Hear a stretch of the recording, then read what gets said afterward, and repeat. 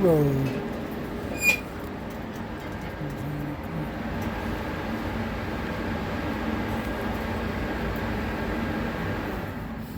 All right, everybody, we're 1,500 feet from the front door. We're about 1,000 feet under the mountain right now. If you'll step off on this side of the train and follow me back down this crosscut, I'll show you a couple other things.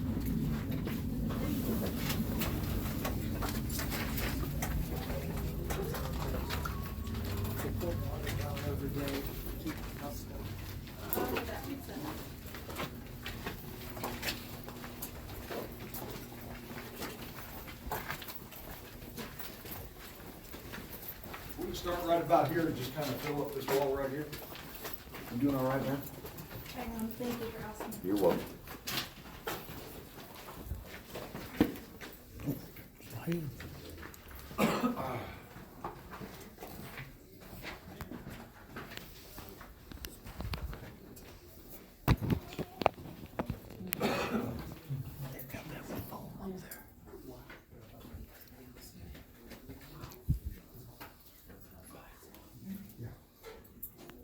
All right, way back when they cut that tunnel that we came in on, and same when they cut this, let me start out by saying this. Remember it said 1915 above the front door? We're gonna walk through a fire door down here in a minute. That bulkhead is stamped 1917. It's because they didn't have machinery when they did this. Everything was done by hand. It took them 2 years to get from that front door to where we're at right now. Yeah, and that was just using hand tools. And originally in those days, when they had to haul the ore out of here, they had young men, 17, 18-year-old guys that worked in here, and they called them swampers. And their only job was to push this 3/4 ton car full of ore outside the mine, dump it, bring it back in, refill it, push it out again, and dump it. They weren't considered miners. It was an entry-level job underground. You gradually had to work your way into being a miner. And there was no real set probation time or anything like that, or an apprenticeship. You just had to demonstrate skills. As long as you could drill and blast and do it safely, set timbers, that sort of thing, you were considered a miner. That's where you started earning your bonus money. They stopped using those guys, those young swampers and trammers, when they brought the mules underground. Somebody just asked me about that a minute ago. So, yeah, they trained the mules on the surface to pull 4 of these cars. When they brought them down here, they kept them down here. They didn't take them back up to the surface. There was a place for those mules down here, and there were men that cared for them. They were called mule skinners, and they were fed and groomed and everything down here. They were very well taken care of. The only thing is, they didn't take them back up to the surface. They kept them down here, and they kept them down so long. Remember, the only light they had down here in those days was candles. So the mules lived 24/7 by candlelight. Eventually, their pupils would atrophy. You know how your pupils will dilate and constrict with the changes of the light? Well, they lost that ability. So what they do when they realized that with the mules is they would mask them, take them up to the surface and cut little holes in that mask over their eyes and put them out to pasture. And every few days they would go out there and widen those holes until their eyes returned to normal. Cool thing about the companies in those days, they didn't bring the mules back down underground. Once that happened to them, once they got them well, they got them right, they gave them away to the local populace. And they just trained more mules and brought them down here. That didn't last very long until about 1920 when they started mechanizing underground, and they brought this wire underground. This was an uninsulated copper wire. It had 140 volts of direct current, not the safe alternating current, but direct current running through it. I want you to understand, please, you might have seen the trolley outside, that big black motor outside our building out there that had a trolley arm on it. That's what ran on this wire. And it would just go skipping down through these cross cuts, sparking all over the place. But understand this, in the mine, the deeper you go, the hotter it gets. Also the wetter it gets. We're above the water table right now. That's why we're in a dry, cool mine. If we were to go down in the other levels down below us, they're all flooded, by the way. It would get really hot and really wet down there. So they're standing in water underneath a wire with 140 volts of direct current that will just light you up. And this is the tool they're using. This is before OSHA, right? I know 2 guys that hooked up with this wire using one of these chute bars, and it didn't kill either one of them. One of them's in the building right now upstairs at Old Vinnie Scott. That high voltage just kinda, well, let me put it this way, it only happened to both of them one time. And, I've been shot with a taser before, folks, and only one time. It ain't gonna happen again. High voltage pretty much makes you change your ways. Make you not do what you did before. The reason that raised miner cuts that hole straight up to the next level is to make these chutes. These are chute doors. It's not 4 separate chutes that go up there, it's one large one that goes all the way up, and there might be 100 tons of rock standing up there waiting for you. And these guys down here, they take a long bar and slip it over this, it was called a cheater bar, just to give them leverage, and they can pull that door open like that and start knocking rock out of there. And if they blasted right, this is about the size of the rock that they were dropping down. You didn't wanna open the door all the way, because that 100 tons of rock would cover you and kill you. So they just open a little bit and use this to kind of work those rocks out a little bit at a time until they got this thing filled up. Now sometimes, when it was real wet underground, they'd open these doors and nothing but muddy water would come out. All that rock would be stuck up in there like a rice bowl or something like that. So what they'd have to do is take a piece of this timber, this 2x12 side lacking, about 5 feet of it, put it across the top of these cars, open the door all the way and stand up in there and start stabbing at that rock with this thing. Wow. Yeah, they had a lot of guys get hurt. But more than that, the old miners would see these kids doing that, and they would come down here and tell them, you know what, we know you're not allowed to blast or anything, but the boss only comes around twice a day. We solved this problem long ago, and this is our solution. Stick of dynamite from the Apache powder plant in Benson, Arizona, about 50 miles from here, still operating. Tape it to a loading stick, put a blasting cap in it and a 12-foot black powder fuse. These fuses burn 1 foot every 40 seconds. Cut 6 feet of the fuse off, stick it all the way up in there and light the fuse, close the door, and then go down here and step around a corner. Your partner's gonna go down here and step around a corner to guard your shot. You didn't want anybody walking in front of it. Very important that you don't get anybody hurt, and maybe that would shake the rock loose and you can start filling these buckets again. So that's how they did that. Now that trolley car I was telling you about, that big black one with the trolley arm on it, that could pull 25 of these cars about 40 miles an hour underground, and they didn't have brakes. So if you saw one coming, you needed to get out of the way. They could stop them by reversing polarity on that electric motor, but remember that there's 25 cars behind it full of ore. So it's steel wheels on steel tracks. He ain't stopping anytime soon. Those guys had to be really good to learn to coast in a distance depending on how much weight they were carrying. The bicycle, everybody wondering about the bicycle, right? When I was in there about 2 weeks ago, and there was a little guy standing over here, and when I was talking about how hot it got underground, I noticed him nodding his head. And then we went through all this kind of stuff, and he was really into the tour, and when we got to this, he thought it was a miner's exercise bike. When I talked about how hot it was underground, and he kept going like that, I just stopped and I asked him, you know, you seem like you really know all that, and he was like, well, you're just getting closer to the devil. That's all. Yeah, I'll figure it out already. These bikes, they weren't underground long. What happened was as the mines got bigger, and I told you how many miles are underground, on every level, on each shift, there was a mine boss, a shift boss. And he had to visit each and every one of the miners on his level twice a day, once before lunch and once after lunch. So they were walking miles underground. They went to the company and they said, we need transportation, and this is how the company obliged them. They made them bicycles that ran on rails. And we figured this one was made around 1961, because that's when the banana suit came out. They're light enough that the wheels are turned out of aluminum. You can pick them up and get them off the track. One guy could do it, it's not a problem. The problem with them was, the miners would steal them all the time. The boss would ride up here and get off his bike and climb a ladder up into a stope, like where we just came from. And these trammers down here would get on the bike and ride it off and hide it in some dark tunnel somewhere. So the company went back to the company, the miners went, the bosses went back to the company and said, you gotta help us out, the miners keep stealing our bikes. The company obliged them again, took the bikes away from them and made them start walking again. Everybody back to work. This is the only one I've ever seen. I've never even seen pictures of them before, and I imagine they've found this hidden down some dark tunnel someplace. But that's the story behind the bicycle. That's great. Any questions on the chutes or any of how they got the rock out, any of that? All right, we're gonna walk down this way, but I'm gonna ask everybody to step to this side of the cross cut. I'm gonna go to that side and I'll show you how they drill.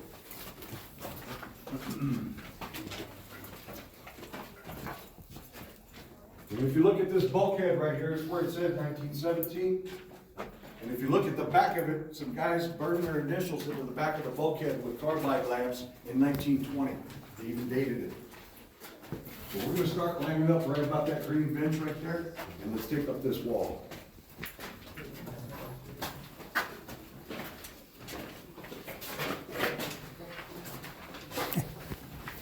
Never fall down.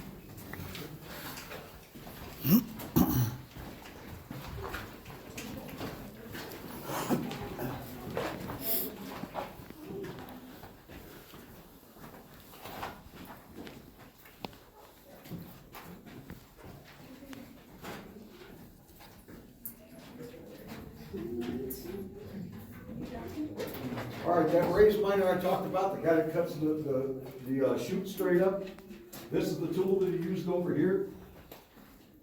This is made by Gardner Denver Corporation also. It's called a stoper. It runs on compressed air, about 150 pounds. And the guy that ran this drill, the raised miner, he got paid a little bit more in base money because he's standing right underneath the rock he's drilling. But, and there were only 2 guys on his crew, him and his partners. They didn't work nights and they didn't work weekends. Again, he was paid by the foot. He had to go up straight up 7 feet a day. The early drills that came under is this drill right here. It's affectionately known as the Widowmaker because it didn't have water running through it, and this thing, you could fill this up with that white dust in about 5 minutes once you got this into the rock. So they quit using them and they remodified them. They made this drill here. This has a water jacket to it. You can screw water hose on right here. Your air goes on right here. Then you had to set up your single setup. That's what this is called. Get it hard against the back. In the mine, the top is called the back and the sides are called the ribs. So they get it screwed up hard against the back of the mine, get it as straight as they could, put this arm on it, and then they both have to pick up this drill. It weighs about 275 pounds without a steel in it, mount it on here and get it tightened down, and then they could start drilling their holes. And then they could push it over and drill another one, push it over, drill another one. They could swing it around there, drill over there. They could raise it up, drill their high holes, whatever they needed. It was really hard backbreaking work, hot underground, wet. And in short, I'll show you right here. This is a drill steel with a screw on the bit. These bits are loaded with left-handed threads, and you can see the hole in the end where they pump water all the way out through it. When they come down to drill, they go to the tool shop first on the surface, and they get that square can right there. And that would have about 30 of those drill bits in it, because that's what it took to drill 26 holes in this hard rock. It just turned into a mushroom. They wouldn't be effective at all. Right after the end of World War II, the same company, Gardner Denver, came out with this. This is called Gardner Denver Jackleg. It changed everything. It was a lot faster than those drills, still operated on 150 pounds of compressed air, had water running through it. You didn't have to use a single setup like this. This thing pushed itself with this jackleg here. It's got a piston inside it, and it'll stretch out 8 feet long, so you can drill a 7-foot hole in here. One man could pick it up and move it over anywhere he wanted to. You could hang it from a block and tackle from the back, turn it upside down, and you could drill your high holes right here by using that jackleg against that rib right there. And that's how they used this. It came down with a tungsten carbide bit. They only had to come down with 3 or 5 of these things instead of bringing 30 of them down. A couple things you had to watch for when you're drilling into the rock, particularly pumping water. You gotta watch your drill hole there. If you're pumping water into there, water should be coming back out of it, right? If it's not, it means it's going somewhere else. That indicates that maybe you're into a crack or a seam between 2 different kinds of rocks, maybe a natural water course, something like that. You had to watch it. If water stopped coming out of there, it was very likely your drill bit was gonna get stuck back there, because they didn't just hammer, they turned too. If your drill bit gets stuck, your drill steel stops turning. What happens then? Equal and opposite reaction, right?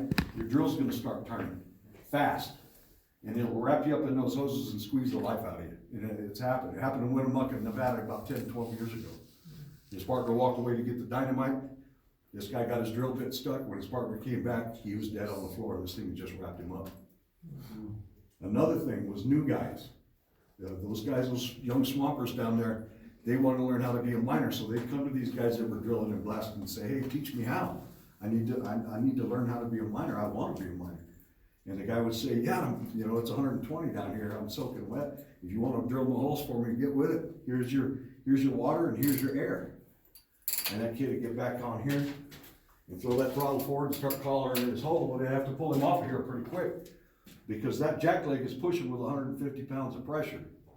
If the stinger on the end skips up off the floor, it's gonna snap out 8 feet long right now, just like that, but it's also gonna jump up about that high. This is not an OSHA approved way to drill, folks. All you had to do was stand here. You just stand here, and this is all you had to do. Because you did not want to get on top of that thing, it'll make you sing in the church choir. Soprano. Any questions on drilling? Did they ever use any drilling fluid like bentonite or anything? No, not down here. You mean to cool the bits? The cool, help circulation in case they hit a cavity or something? No, they didn't use anything like that out here. They kept the bits cool simply by pumping water through them. No foam or anything? No. Any questions on drilling?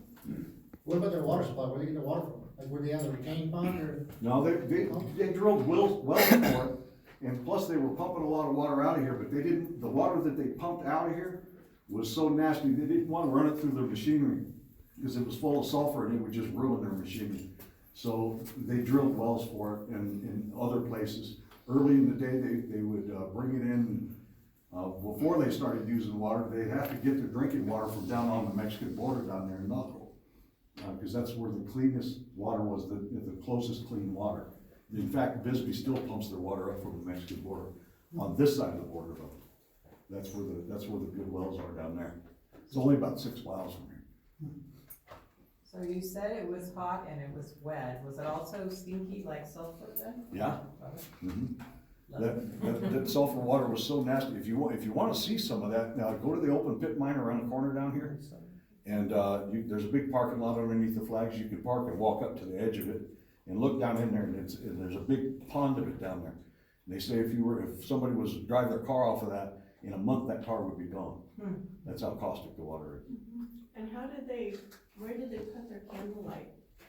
Oh, they had, I wish I had a picture of one down here, or I wish I had one down here. The candle holders that they had were about that long. It had a clamp on it for the candle, and it had a long spike on it. And they could wedge it in between the rocks or stick it in a timber or something like that. I read a couple of reports. There's a book out called Seven Bells, my boss's brother. They're a big mining family, international. He researched all the injuries just in this camp, these 29 mines, all the way back into the 1800s. And he published a book detailing the injuries. And my wife's grandpa's in there. That's how we found out how he really got killed, was reading this book. The family was told for years that a cable snapped and hit him, and that wasn't the case at all. But, yeah, I hope I answered your question. I even forgot what it was. You were talking about how they hold the candles. Oh, yeah. Something in the book maybe about In the book, there was 2 cases where the guys working together in the mine got upset with each other and got to stabbing each other with their candle holders. Yeah, that was way back when. Yeah. Any more questions on drilling? Let's go back here, I'll show you how they blasted. This is really cool.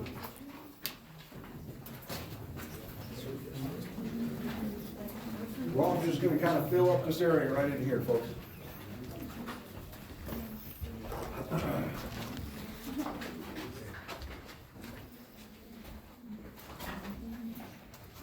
Can I ask a question? This Yes, might ma'am. be a stupid question, but, No such.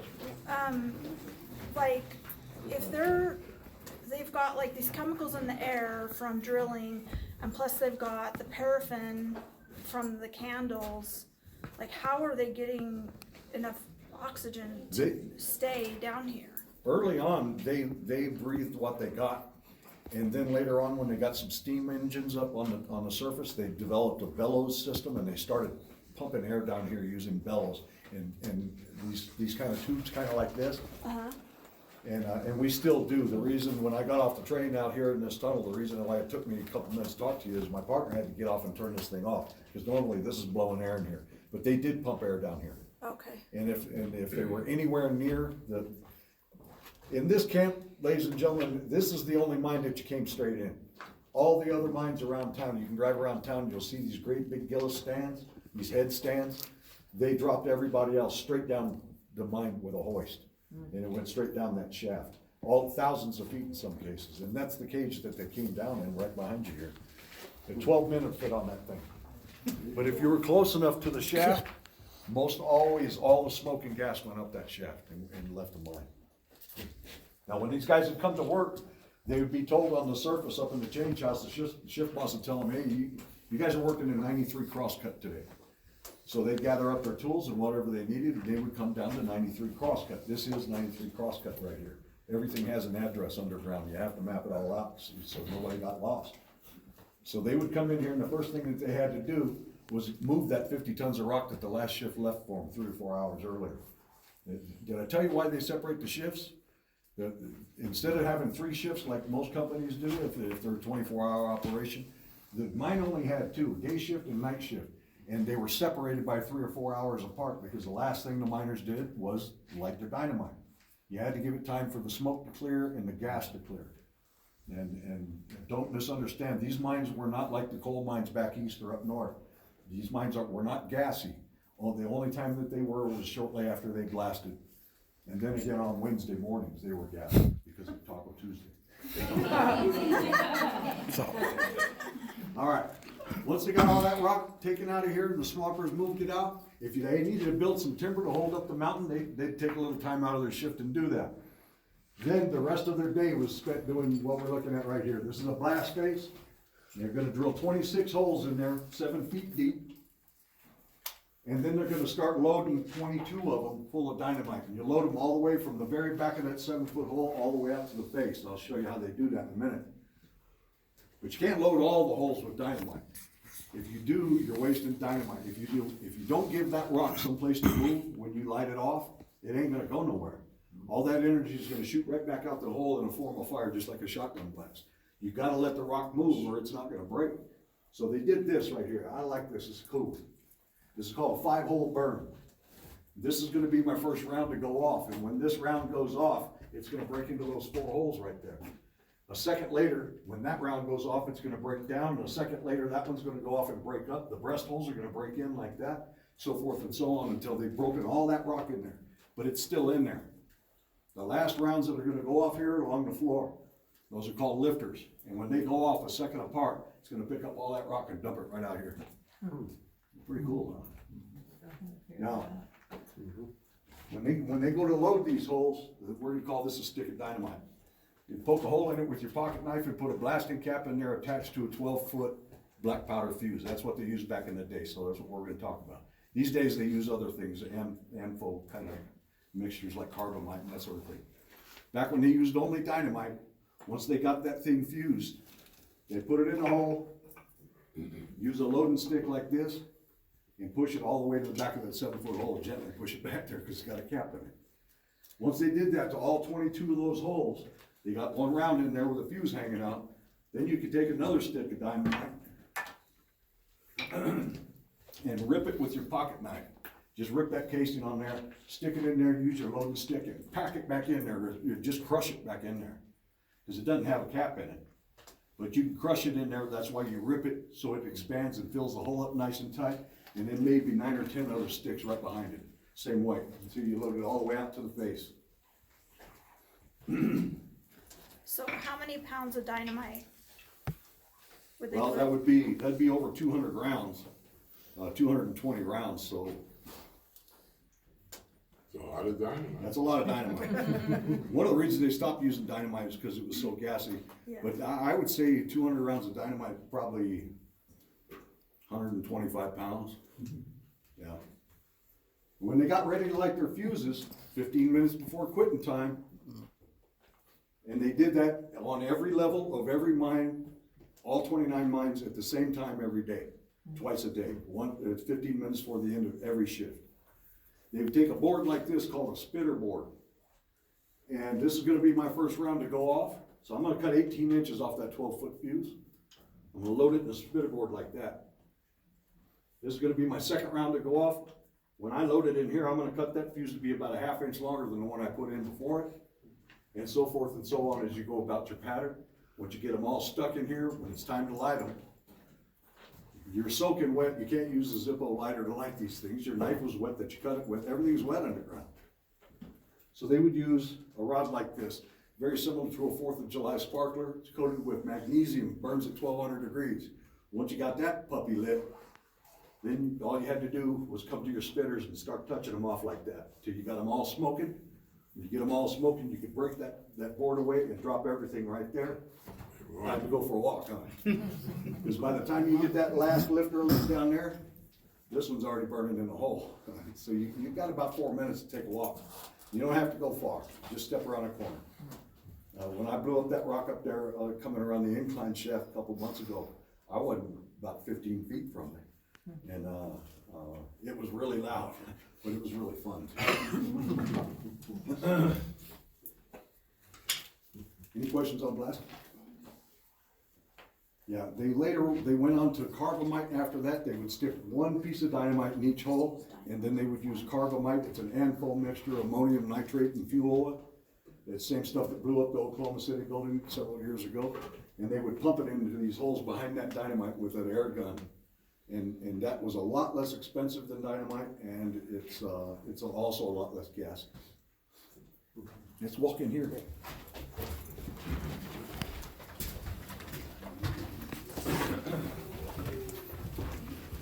I was talking about this cage when they drop you straight down in the shaft. 12 men fit on that cage. And everything that came down and all the other mines came down in a cage just like that. Pallets of dynamite, bundles of steel, bundles of timber, mules. Can you imagine putting a mule on this? How they did it was they hobbled them up and they set them up on their backside. They'd be standing straight up in there, and that's how they moved the mule. These cages. Now, on Monday morning, after everybody had a good long weekend, a good fun weekend, if you're gonna get on one of these cages to go down underground, you want to be the first man onto that, because it held 12 guys. You get on that thing and back up against the wall and let the other 11 guys back up against you, because they dropped them at about 400 feet a minute. They dropped them really fast. If somebody had a hangover, you wanted to be the guy in the back of the crowd. These are just different sizes of ore cars. As the mines got bigger and technology increased, they could break more rock a lot more fast. So they went from that 3/4 ton car to a 1 ton car, and this is a 3 ton car. It's about moving rock, folks. Now, 1 ton of rock is not a lot. We keep talking about bonus money and tonnage and so forth. A ton of rock really isn't a lot. This is a ton of rock right here. Oh, by the way, we were looking at malachite and azurite earlier. Did anybody tell me what kind of rock this is? This is called leverite. Leverite there has no copper value. Come on. In about 1951, the Finley Corporation came out with this machine right here. It's a front end loader, as you can see. It ran on rails. It was operated here by compressed air, pneumatic, just like the drills. And the miner would stand on it here, and he could roll along the rails. This is reverse, and this is forward. But you could push that bucket up against the pile of rock that the prior shift left for you, and throw this handle right here, and the bucket will invert. It'll come up over here and drop you 1/2 ton of ore right now. You can load a ton of ore in a minute. So a ton is really not a lot. And as technology increased, so did the requirement of that the company gave to the miner. It might have been 200 tons last year. Maybe it's 300 tons this year in a 2-week period. All right, so you're 4,000 feet down in the Campbell shaft. You had a big breakfast. You had a nice big lunch. You're kind of having some stomach trouble. You can't call the cager to send you down the cage to take you up to the outhouse. How'd they solve that problem? That's it right there.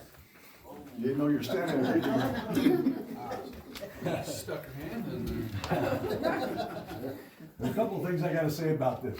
Now, this mine tour has been operating about 40 years. There's all kinds of cool equipment down here. I'll tell you what, if you walk around all the other shafts that you can get into, it's full of equipment. They walked the miners out and they left a lot of stuff down here. I've done some exploring down here. Anyway, out of all this cool stuff we have down here, this is the most photographed piece of equipment we have. Really, it is. And another thing I got to say about it, in my opinion, it's over-engineered. It's got two holes, Yeah, yeah. right? Trust issue. I promise you, no two miners ever sat on this at the same time. And the other thing about it is there was on every level, there would be several of these as the mines grew, on every level. But there's a guy called a sanitation nipper, and this was his job. Yeah.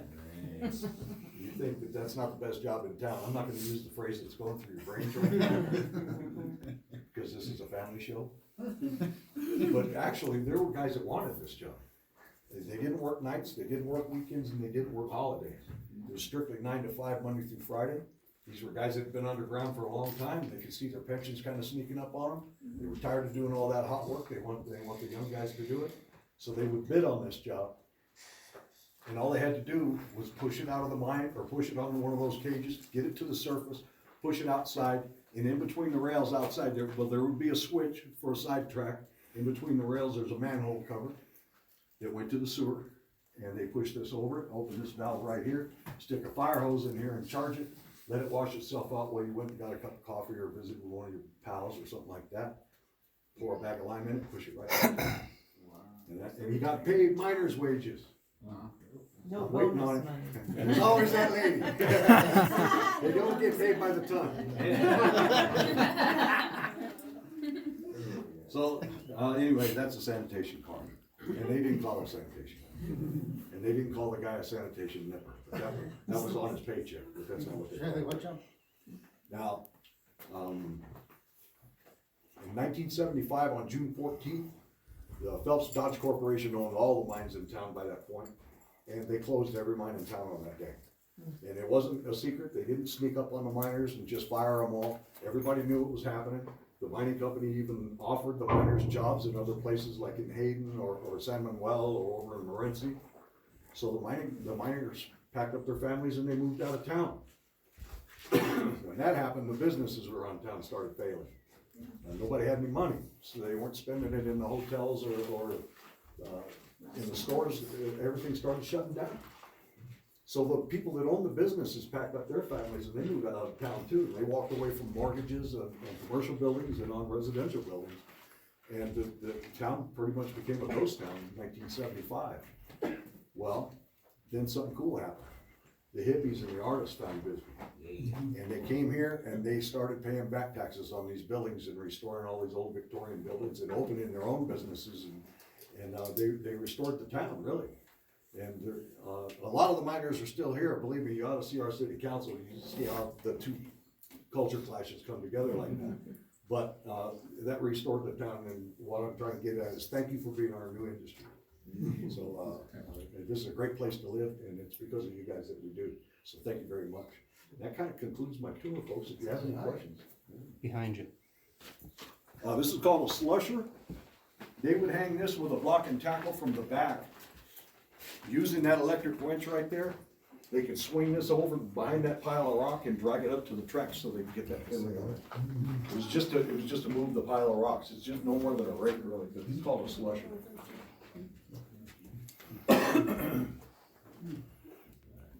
All right, folks. Well, thank you very much for coming. We're gonna go back out to the train in a minute, and when we get out there, my partner's gonna be standing there with a coffee can. Those tags that you pin to yourselves, that's where he's gonna collect them as you get on the train.